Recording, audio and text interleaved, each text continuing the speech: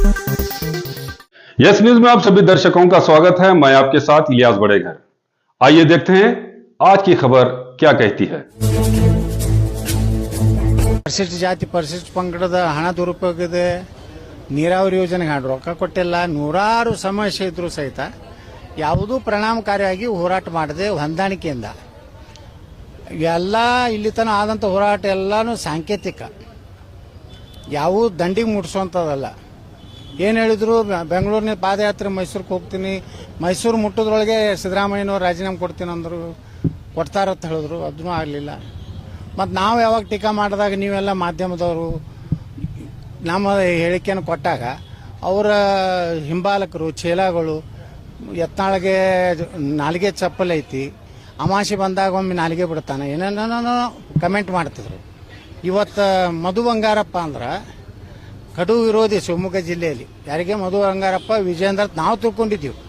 ಅವ್ರಿಬ್ರು ಅಡ್ಜಸ್ಟ್ಮೆಂಟ್ ಅದಾರ ಅನ್ನೋದು ಮೊನ್ನೆ ಏನು ವೈರಲ್ ಆಗೈತಲ್ಲ, ಅದು ನೋಡಿದ್ರೆ ಇವರೆಲ್ಲ ನೋಡು ಹೊಂದಾಣಿಕೆ ಅದಾರೆ. ಯಾಕಂದ್ರೆ ಇವರು ಸಾಕಷ್ಟು ಇವ್ರು ಭ್ರಷ್ಟಾಚಾರ ಹಗರಣ ಅದಾವ್ರು. ಈಗ ಡಿ ಕೆ ಶಿವಕುಮಾರ್ ವಿರುದ್ಧನೂ ಮಾತಾಡೋದಿಲ್ಲ ವಿಧಾನಸಭೆ. ನೋಡ್ರಿ ನಾಳೆ ನಮ್ದೇನು ಚಾಲು ಆಗ್ತೈತಲ್ಲ, ಯಾರು ಅಟ್ಯಾಕ್ ಮಾಡ್ತಾರೆ ನೋಡೋಣತ್ತ. ಅಶೋಕ್ ಅವರು ಮಾಡೋದಿಲ್ಲ, ಅವರು ಮಾಡೋದಿಲ್ಲ, ಮತ್ತು ಬಿಜೆಪಿ ವಿರೋಧ ಪಕ್ಷ ಹೆಂಗಾಗ್ತತಿ? ಯಾವುದೇ ತಾರ್ಕಿಕ ಅಂತ ಈಗ ಹೇಳ್ಯಾರ ಅವರು. ಎಲ್ಲಿವರೆಗೆ ನಾಗೇಂದ್ರ ರಾಜೀನಾಮೆ ಕೊಡೋದಿಲ್ಲ, ಇಲ್ಲಿ ಸದನ ನಡೆಸಿಕೊಡೋದಿಲ್ಲ, ಅದಕ್ಕೆ ಗಟ್ಟಿ ಇರ್ತಾರೆ. ಇಲ್ಲಿ ನೋಡೋಣ. ಈಗ ಬರೀ ಸದನ ನಡೆಸಿಕೊಡೋದು ಅಷ್ಟೇ ಅಲ್ಲ, ಮೊದಲು ಈ ಸರ್ಕಾರದ ಏನೇನು ವೈಫಲ್ಯಗಳದಾವ, ಭ್ರಷ್ಟಾಚಾರ, ಇವತ್ತು ಸರಿಯಾಗಿ ಜನರಿಗೆ ಇವತ್ತು ಬರಗಾಲ ಬಿದ್ದಿದೆ. ಯಾವುದು ಸುಮ್ಮನೆ ಕಾಟಾಚಾರಕ್ಕೆ ಮಂತ್ರಿಗಳು ಬರ್ತಾರ, ಒಂದು ಹೊಲದಾಗ ಹೋಗ್ತಾರ, ಒಂದು 2 ತೆನಿ ಹಿಡಿತಾರ, ವೀಕ್ಷಣೆ ಮಾಡಿದ್ರೆ ಏನು ಸುಡುಗಾಡು ವೀಕ್ಷಣೆ, ಸೆಂಟ್ರಲ್ದೊಂದು ಇದು ಬರಬೇಕು ಟೀಮ್ ಬಂದು ಪ್ರತಿಯೊಂದು ಯಾವ್ಯಾವ ಬೆಳೆ ಎಷ್ಟು ಹಾನಿಯಾಗಿದೆ, ಎಷ್ಟು ರೈತರಿಗೆ ಪರಿಹಾರ ಕೊಡಬೇಕು, ಕೇಂದ್ರಕ್ಕೂ ಒಂದು ಇದನ್ನು ಕೊಡಬೇಕು.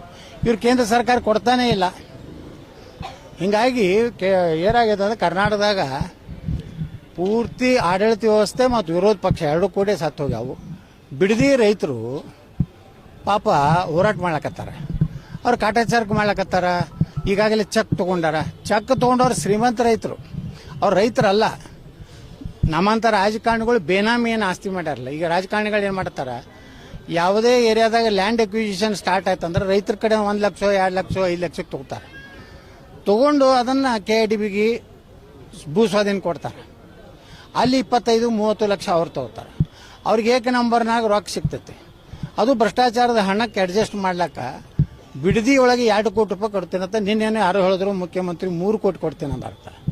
ನೀವು 3 ಕೋಟಿ ಕೊಟ್ಟರು ಜಮೀನ ಒಬ್ಬ ರೈತನಿಗೆ ಎಷ್ಟು ಹೋಗ್ತೈತೆ? ಅಲ್ಲಿ ಇರೋದೇ 5 ಗುಂಟೆ 10 ಗುಂಟೆ ಅರ್ಧ ಎಕರೆ ಅದಾವು. ಒಂದು 10 ಗುಂಟೆ ಅದನಿಗೆ ಎಷ್ಟು ಬರ್ತೈತೆ ರೀ? 3 ಕೋಟಿ ಹಿಡಿದ್ರು ಎಷ್ಟು ಒಂದು 60-70 ಲಕ್ಷ ರೂಪಾಯಿ ಬರ್ಬೋದು. ಹಾಂ 75 ಲಕ್ಷದಾಗ ಮನ್ಯಾಗ ಈಗ ರೊಕ್ಕ ಬಂದ ಕೂಡಲೇ ರೈತರು ಮಕ್ಕಳದು ಮೋಟರ್ ಸೈಕಲ್ ಕೊಡಿಸು, ಮನೆ ಕಟ್ಸು, ಅಲ್ಲಿ ಅದು ಮಾಡು ಇದು ಮಾಡತ್ತ ಹಾಳು ಮಾಡಿಬಿಡ್ತಾರೆ. ಅಲ್ಲಿ ರೈತರು ಏನತ್ತಾರೆ, ನಮ್ಮ ಹೊಲ ಜಮೀನು ಕಸ್ಕೋಬೇಡ್ರಿ, ನಾವು ಇದ್ರಾಗೆ ನಮ್ಮ ಜೀವನ ನಡೆಸಿದ್ದೀವಿ. ಅಲ್ಲಿ ಹಾಲು ದಿವಸ 40-50 ಸಾವಿರ ಲೀಟ್ರ್ ಹಾಲು ಉತ್ಪಾದನೆ ಮಾಡಿ ಬೆಂಗಳೂರು ಕೊಡ್ತಾರೆ. ದಿವಸ ಒಂದು ನನ್ನ ಅಂದಾಜಲ್ಲೇ ಒಂದು 20-25 ಲಕ್ಷ ರೂಪಾಯಿದ್ದು ಕಾಯಿಪಲ್ಯ ಬೆಂಗಳೂರು ಕೊಡ್ತದೆ. ಪ್ರತಿ ವರ್ಷ 40-50 ಕೋಟಿ ರೂಪಾಯಿ ರೇಷ್ಮೆ ಬೆಳೀತಾರೆ. ಅವ್ರು ಸ್ವಾವಲಂಬಿ ಜೀವನ ಆರಾಮದಾರ. ಅವ್ರು ಅಲ್ಲಿ ನಾವು ಹೋಗಿದ್ದೆ, ಆ 4-5 ಎಕರೆದಾಗ ಮ್ಯಾಗ ಹೋಗಿ ನೋಡಿದ್ರೆ ಒಂದು 16 ಲಕ್ಷ ತೆಂಗಿನ ಗಿಡನೇ ಅದಾವೆ. ನಮ್ಮ ಮುಖ್ಯಮಂತ್ರಿ ಹೇಳ್ತಾರೆ, ದುರ್ದೈವ ಅಲ್ಲಿ ಬರಡ್ ಭೂಮಿ ಐತತ್, ಸೂರ್ಯನ ಕಿರಣನೇ ಭೂಮಿ ಬೀಳುದಿಲ್ಲ. ಯಾಕಂದ್ರೆ ಎಲ್ಲ ತೋಟದಾಗ ಅಡ್ಡಾಡಿ ಬಂದಿನಿ. ಮಾವಿನ ಗಿಡ, ಅಲ್ಲಿದಿಂದ ನಮ್ಮ ರೇಷ್ಮೆ ಸಾಕಾಣಿಕೆ, ಅಲ್ಲಿದಿಂದ ಹೈನುಗಾರಿಕೆ, ಒಳ್ಳೆ ಜೀವನ ರೈತರು ಮಾಡ್ಲಕತ್ತಾರ. ಪಾಪ ಅವ್ರು ಕೊಡುದಿಲ್ಲತ್ತಾರ, ಇವ್ರು ಅದನ್ನು ತೊಗೋಬೇಕತ್ತಾರ. ಇವರು 2 ಕೋಟಿ 3 ಕೋಟಿ ಕೊಡ್ತಾರೆ. ಆದ್ರೆ ಅದ್ರ ವ್ಯಾಲ್ಯೂ ಅವ್ರು ಒಂದು ಎಕರೆದಾಗ 40 ಅಂತಸ್ತು ಬಿಲ್ಡಿಂಗ್ ಕಟ್ತಾರೆ. 43,500 ಫೂಟ್ ಅಂದ್ರೆ 1 ಎಕರೆ. 23,000 ತೆಗೀರಿ, ಗಾರ್ಡನ್ನ ಇದು ಎಲ್ಲ ಸೆಟ್ ಬ್ಯಾಕ ಎಲ್ಲ ತೆಗೀರಿ, 20,000 ನಿಮ್ಗೆ ಸಿಗ್ತೈತಿ. 20,000 40 ಅಂತಸ್ತದ್ದು ಒಂದು ಬಿಲ್ಡಿಂಗ್ ತಯಾರು ಮಾಡೋದಂದ್ರೆ 1 ಎಕರೆ ಕಿಮ್ಮತ್ತು 300 ಕೋಟಿ ಆಗ್ತೈತೆ. ಅವಾಗ ಹಿಂಗೆ ಹೋಗ್ತದಲ್ಲ ಮ್ಯಾಗಿಂದು. ಪಾಪ ರೈತರಿಗೆ ನೆಲದಂದು ಅಟ್ಟೆ ಕೊಡ್ತಾರೆ. ಶ್ರೀಮಂತ ಆಗವ ರಾಹುಲ್ ಗಾಂಧಿ ಹಳೆ ರಾಬೋಟ್ ಹೋದ್ರ. ಇವು ಮುಖ್ಯಮಂತ್ರಿ ಆಗಿದ್ದಕ್ಕೆ ಗಿಫ್ಟ್ ಕೊಡ್ಬೇಕಾಗಿತ್ತು ನಮ್ಮ ಡಿ ಕೆ ಶಿವಕುಮಾರ್ ಅವರು. ಸಿದ್ದರಾಮಯ್ಯನವ್ರು ಇಳಿಸಿದ್ದಕ್ಕೆ 10,000 ಕೋಟಿ ರೂಪಾಯಿದ್ದು ನಿನಗೆ ಆಸ್ತಿ ಅಲ್ಲಿ ಬಿಡದಿಯಾಗಿ ಕೊಡ್ತೀನಿ ಅಂತೇಳಿ ಏನೋ ಮಾತುಕತೆ ಆಗೈತೆ ಎಲ್ಲ ಕಡೆ ಸುದ್ದಿ ಐತಿ ದಿಲ್ಲಿ ಮೂಲದಿಂದಲೂ. ಹಿಂಗಿದ್ದಾಗ ರೈತರನ್ನ ಅಲ್ಲೇ ಕನಕಪುರ ಅದೇ ಜಿಲ್ಲೆದ ಕನಕಪುರ ನಮ್ಮ ಮುಖ್ಯಮಂತ್ರಿಗಳ ಕ್ಷೇತ್ರ.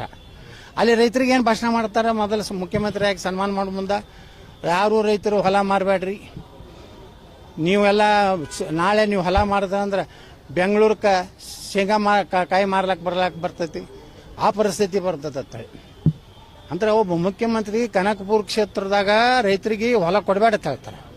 ಅದೇ ಮುಖ್ಯಮಂತ್ರಿ ಅದೇ ಜಿಲ್ಲೆಯ ಮತ್ತೊಂದು ಕ್ಷೇತ್ರದಾಗ ಏನು ಹೇಳ್ತಾರೆ, ಅದು ಬರಡು ಭೂಮಿ ಇದೆ, ನಾವು ಯಾರು ಏನು ಬೇಕಾದ ಹೇಳಿ ನಾನು ತೊಗೊಂಡೇ ತೀರ್ತೀನಿ ಅಂತ. ಇದಕ್ಕೆ ವಿರೋಧ ಪಕ್ಷದವ್ರು ಮತ್ತೇನು ಮಾತಾಡಲಿಲ್ಲ ಅಂದ್ರೆ ರೈತರು ಯಾರು ಉಳಿತಾರೆ?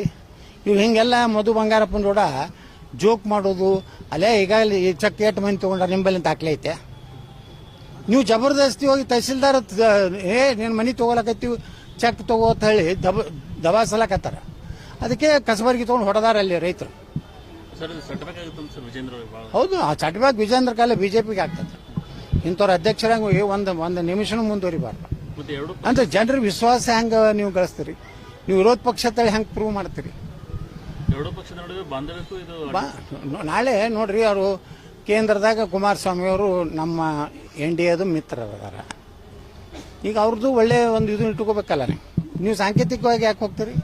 ನೀವು ಹೋರಾಟ ಪಾದಯಾತ್ರೆ ಧುಮುಕ್ರಿ, ಅವ್ರಿಗೆ ಅಟ್ಟೆ ಯಾಕೆ JDSನವ್ರಿಗೆ ನೀವು ಕ್ರೆಡಿಟ್ ಕೊಡ್ತೀರಿ? ಮನೆ ದೇವೇಗೌಡರು ಉಪಾಸ್ಕೊಂಡಿರ್ತೀನಿ ಅಂದರು ವಿಧಾನಸೌಧ ಬಂದ, ಅವನ ಹೇಳಿದ ನಾನು ಉಪಾಸ್ಕೊಂಡಿರ್ತೀನಿ ಅವ್ರ ದೊಡ್ಡ. ಅವರೆಲ್ಲ ಅವ್ರಿಗೆ ನಿಖಿಲ್ ಕುಮಾರಸ್ವಾಮಿ ವೈಭವೀಕರಣ ಅಂತ ಯಾರೋ ಕಾಂಗ್ರೆಸ್ನವ್ರು ಹೇಳಿದ್ರು. ಹೌದು, ಹೋರಾಟ ಮಾಡೋದೇ ಅವ್ರ ಮುಂದಿನ ಭವಿಷ್ಯ ಸಲುವಾಗಿ ಮಾಡ್ತಾರೆ. ಹೋರಾಟ ಎದಕ್ಕೆ ಮಾಡ್ತಾರೆ? ಒಂದು ಕಡೆ ಜನರ ಇದಕ್ಕೆ ಕಳಕಳಿ ಇರಬೇಕು, ನಾಟಿಕೆ ಇರಬಾರ್ದು. ನಾವು ಇಲ್ಲಿ ಹೋರಾಟ ಮಾಡಿದ್ವಿ ಕೆರೆಗೆ ನೀರು ತುಂಬೋದು ಅಂತೇಳಿ. ಇವತ್ತೆಲ್ಲ ಕೆರೆ ನೀರು ತುಂಬ ಇಲ್ಲಿ ಬಿಜಾಪುರ ಇಷ್ಟು ಬರಗಾಲ ಬಿದ್ರೂ ಸಹ ಜನರಿಗೆ ಕುಡಿ ನೀರಿನ ಸಮಸ್ಯೆ ಎಲ್ಲಿ ಹಾಕಾರಿಲ್ಲ. ಎಲ್ಲರೂ ಒಂದು 4 ಹಳ್ಳಿಯಾಗಿರ್ಬೋದು ಅಟ್ಟೆ. ಅದು ಒಟ್ಟಾರೆ ಇಡೀ ಬಿಜಾಪುರ ಡಿಸ್ಟಿಕ್ ನೋಡ್ರಿ ಕೆರೆಗೆ ನೀರು ತುಂಬಿದ ಮ್ಯಾಗ ಅದು MB ಪಾಲ್ಡರ್ ಮಾಡಿದ್ರೆ ಅಟ್ಟೆ ಯಾರು ಮಾಡ್ಯಾರ ಅವ್ರಿಗೆ ಕ್ರೆಡಿಟ್ ಹೋಗಿ ಹೋಗ್ತೈತಿ. ನಾವು ಹೊಟ್ಟೆ ಕಿಚ್ಚಿನಿಂದ ಇವತ್ತು ನೀನೇ ಒಣ ದ್ರಾಕ್ಷಿ ಮಾಡಿದೀವಿ. ಇವತ್ತು 390-400 ರೂಪಾಯಿ ಒಣ ದ್ರಾಕ್ಷಿ ಹೋಗ್ಲಾಕತ್ತೈತಿ. ಎಲ್ಲ ಭಾಗವಾನ್ರು ಏನು ಮಾಡಿಬಿಟ್ಟಿದ್ರು, ಅವರೇ ಲೀಲಾವ್ ಬಿಡೋದು, ಅವರೇ ತಗೋದು. ಪಾಪ ರೈತರಿಗೆ ಗುರುತೇ ಆಗ್ತಿಲ್ಲ, ಮುಗ್ಧ ರೈತ ಅವ್ರ ಮುಂದೆ ಹಿಂಗೆ ಬಾಕ್ಸನ ಹಿಂಗೆ ಹಾರಿಸ್ತಿದ್ರು. ಈಗ ಮನೆ ಆನ್ಲೈನ್ ಮಾಡಿದೀವಿ, ಇವತ್ತು 15-20 ಕೋಟಿ ಪ್ರತಿಯೊಂದು ಆನ್ಲೈನ್ದಾಗ ಇದು ಬರ್ಲಾಕತ್ತೈತಿ. ಅದರಿಂದ ರೈತರು ಉದ್ಧಾರ ಅದು ಮತ್ತು ಇಡೀ ಜಗತ್ತಿನ ಎಲ್ಲ ವ್ಯಾಪಾರಸ್ಥರಿಗೆ ಬರ್ಲಾಕತ್ತಾರೆ ಬಿಜಾಪುರಕ್ಕೆ. ಇವ್ರೇನು ಮಾಡ್ತಿದ್ರಿ, 10 ಮಂದಿ ಮತ್ತೊಬ್ಬ ವ್ಯಾಪಾರಸ್ಥರು ಬರ್ಬೇಕಂದ್ರೆ 10 ಲಕ್ಷ ರೂಪಾಯಿ ಕೊಟ್ಟು ಇವ್ರು ಮೆಂಬರ್ಶಿಪ್ ತಗೋಬೇಕು. ಹೊರಗಿನವ್ರು ಬಂದು ಈಗ ನಾನು ಮೊಣಕ ಬೇಡ್ತೀನಿ, ಮುಂಬೈದವ್ ಬಂದು ನಾ ಕೇಳ್ತೀನಂದ್ರೆ ಇವ್ರಿಗೆ 10 ಲಕ್ಷ ರೂಪಾಯಿ ಕೊಟ್ಟು ಮೆಂಬರ್ ಆದ್ರೆ ಕೇಳ್ತೀವಿ. APMC ಕಾನೂನು ಪ್ರಕಾರ 1,000 ರೂಪಾಯಿ ಕೊಟ್ಟರೆ ಒಂದು ಲೈಸೆನ್ಸ್ ಕೊಟ್ಬಿಡ್ತಾರೆ. ಇವ್ರು ಏನು ಹೇಳ್ತಿದ್ರು ವ್ಯಾಪಾರಸ್ಥರು, ಇಲ್ಲ ಅವ ಸರಿ ಇಲ್ಲ ಅವನಿಗೆ ಕೊಡಬೇಡ್ರಿ, ಕ್ಯಾಶ್ ಅವ್ನು ಕೊಡ್ತಾನೆ ಅವನಿಗೆ ಮಾರ್ರಿ. ಇವತ್ತು 390 ಆಗೈತಿ. ಇದೇ APMC ಮಿನಿಸ್ಟರ್ ನಮ್ಮ ಜಿಲ್ಲೆದವನೇ ಇದ್ದಾರೆ, ಪುಣ್ಯಾತ್ಮ ಶಿವಾನಂದ ಪಾಟೀಲ. ಅವ ಇದ್ದಾಗ ಆಗಲಿಲ್ಲ, ಅವ್ನು ತೆಗೆದು ಒಗದ ಮ್ಯಾಗ ನಾವು ಹೋದೆ APMC. ಅವ ಇರುತ್ತಾನ ಅದೊಂದು ಪಾಪ ಅಲ್ಲಿ ವ್ಯಾಪಾರಸ್ಥರಿಗೂ ತೊಂದರೆ ಕೊಟ್ಟ. ನಮ್ಮ ವ್ಯಾಪಾರಸ್ಥರಿಗೆ ಪಾಪ ಗೋಡೌನ್ ಖಾಲಿ ಅದಾವ ಅಲ್ಲಿ. ಅವ್ರ ಅಂಗಡಿ ನಡೆಯಲಾರದವ್ರು 4 ಗೋಡೌನ್ ಇದ್ದವ್ರು ಒಂದು 2 ಗೋಡೌನ್ಗೆ ಬಾಡಿಗೆ ಕೊಟ್ಟು ಜೀವನ ಮಾಡ್ತಿದ್ರು. ಅದಕ್ಕೆ ಕಲ್ಲು ಹಾಕಿದ್ದ ನಾನೇ. ಆ ಸೆಕ್ರೆಟರಿಗೆ ಅಂಜಿಸಿ ಬೆದರಿಸಿ ಎಲ್ಲ ಇವತ್ತು ವ್ಯಾಪಾರಸ್ಥರು ಪಾಪ 4-5 ಗೋಡೌನ್ ಅದಾವ. ಅವರು ವ್ಯಾಪಾರ ಕಡಿಮೆ ಆಗೈತಿ. ಮೊದಲಿನ ಹತ್ತಿ ಬರಲ್ಲಾಗೈತಿ, ಮೊದಲಿನ ಜೋಳ ಬರಲ್ಲಾಗೈತಿ, ಎಲ್ಲನೂ ಅಲ್ಲೆಲ್ಲೇ ಮಾರಾಟ ಆಗಿ ಹೋಗ್ಬಿಡ್ತದೆ. ಸ್ಪಿನ್ನಿಂಗ್ ಮಿಲ್ಗಳಾಗಲ್ಲ. ಪಾಪ ಅವ್ರ ಮನೆ ನಡಿಬೇಕಿಲ್ರಿ, ಅವ್ರಿಗೂ ನೋಟಿಸ್ ಕೊಟ್ಟು ಅವ್ರು ಹೊರಗೆ ಹಾಕ್ತೀನಂದ. ಈ ದ್ರಾಕ್ಷಿದು ಮಾಡಲಿಲ್ಲ ಅವ ಇರುತ್ತಾನ. ಅವು ಹೋದ ಒಂದು ವಾರನಾಗಿ ನಾ ಮಾಡದೆ. ಇವತ್ತು ಇಡೀ ರೈತರು ಖುಷಿ ಅದಾರ. APMCಗೆ ಸೆಸ್ ಬಂದಂಗೆ ಆಯ್ತು, APMCಗೆ ನಮ್ಮ GST ಬಂದಂಗೆ ಆಯ್ತು. ನಮ್ಮ ಸರ್ಕಾರಕ್ಕೆ ರೈತನಿಗೆ ನ್ಯಾಯಯುತವಾದ ಬೆಲೆ ಸಿಕ್ತು. ಹಿಂಗೆ ಮೊಣಕ ಹಾರಿಸೋದು ಬಂದ್ ಮಾಡಿದೀವಿ. ಬರೀ ಹಿಂಗೆ ಅವ ಸ್ಯಾಂಪಲ್ ತೊಗೋದು ಹಿಂಗೆ ಅದ್ರ ರೇಟ್ ಫಿಕ್ಸ್ ಮಾಡಿ ಅದ್ರಾಗೆ ಮತ್ತೆ ಬಾಕ್ಸ್ನಾಗ ಹಾಕಿ ತನ್ನ ಮೊಬೈಲ್ದಾಗ ರೇಟ್ ಬರೀದು 380, 290 ಏನು ಬರೀ ಲಾಟ್ ನಂಬರ ರೈತನ ಹೆಸರು ಎಲ್ಲ ಇರ್ತೈತಿ. ಅದ್ರ ಮುಂದೆ ಅವನು ರೇಟ್ ಇದು ಮಾಡಿಬಿಟ್ಟಂದ್ರೆ ಅವನ ಮಣಕ್ಕೆ ಒಂದು ಸಲ ಲೀಲಾವ್ ಆಯ್ತಂದ್ರೆ ಒಬ್ಬ ರೈತನಿಗೆ 3 ಕಿಲೋದೊಂದು ಬಾಕ್ಸ್ ಹಾಳಾಗ್ತಿತ್ತು. 3 ಕಿಲೋ ಇಂಟು 400 ಹಿಡಿದ್ರೆ 1,200 ರೂಪಾಯಿ ಹೋಗ್ತಿತ್ತು ಒಬ್ಬ ರೈತರಿಗೆ. ಸರ್, ಇದು ನವೆಂಬರ್ ಡಿಸೆಂಬರ್ ಕ್ರಾಂತಿ ಪಕ್ಷಕ್ಕೆ ಹೊಡೆತ ಇಬೇಕು ಅವ್ರನ್ನ. ಹಂಗೆ ವಾತಾವರಣ ಐತೆ ದಿಲ್ಲಿಯೊಳಗೆ. ಯಾಕಂದ್ರೆ ತೆಗಿಲಿ ಅಂದ್ರೆ ಉದ್ಧಾರ ಆಗೋದಿಲ್ಲತ್ತೈತಿ. जैसा कि आप सब जानते हैं कि आप सभी का प्यार हमारे साथ कायम है, इसी तरह से हमारे इस चैनल को प्यार करते रहिए और हमारी सारी खबरों को लाइक, शेयर और सब्सक्राइब करना ना भूलिए। हमारा यही मकसद है कि आपको हर खबर जो है जैसा है वैसा ही आपको हम दिखाते रहेंगे, ना किसी का पक्ष लेंगे, ना किसी के विरोध में जाएंगे। हमारे कदम सच के साथ।